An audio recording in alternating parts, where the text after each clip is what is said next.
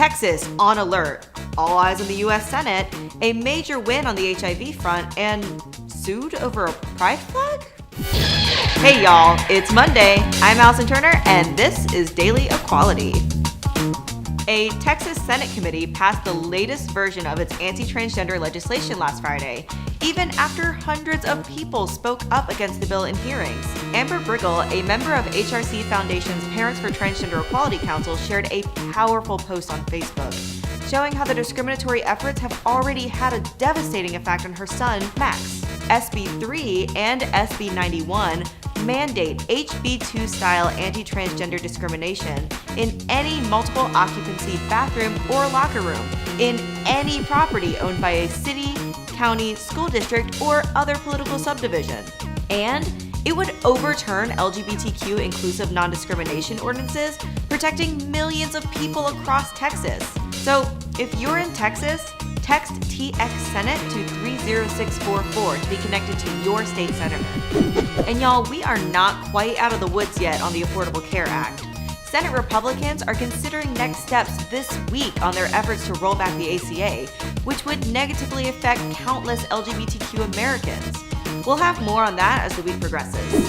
Hey, the House Appropriations Committee approved a new Labor, Health and Human Services and Education Appropriations bill last week. Oh my God, that was really long. Here is what you need to know. The bill allocates funding for domestic HIV and AIDS and sex education programs. You may recall that President Trump proposed taking away nearly $1 billion from those super important HIV and AIDS programs. But thankfully, members of the committee recognize that this program delivers care and treatment to more than 500,000 people living with HIV and AIDS every year. So they voted to continue funding the program at current levels. In the budget climate we're facing, maintaining level funding is a big win. All right, did y'all see this? Because a man is suing 4 members of Congress for having pride flags outside of their office. Whatever. Learn more, The Advocate. And now it's time for a little must-watch Monday.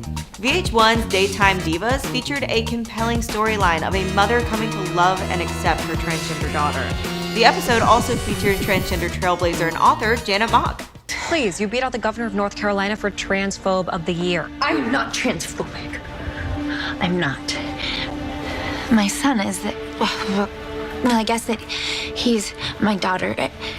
She's my daughter. She's trans. Check out the full video when you have the chance. Are those wedding bells I hear? I can hear the bells. The German president just signed marriage equality into law. Same-sex couples are expected to be able to marry as early as October of this year. Y'all, it sounds like there are some Oktoberfest-themed weddings in the future. And now for a little speed round. Big win for transgender students in Minnesota as the Minnesota Department of Education Advisory Council voted to approve a new inclusive toolkit. Delaware Governor John Carney wants to make the state's schools more LGBTQ inclusive. And HRC's Welcoming Schools program got a big shout out in USA Today. Check it out. For more tips on today's LGBTQ news, subscribe to AM Equality at hrc.im/amsubscribe. Thanks, y'all.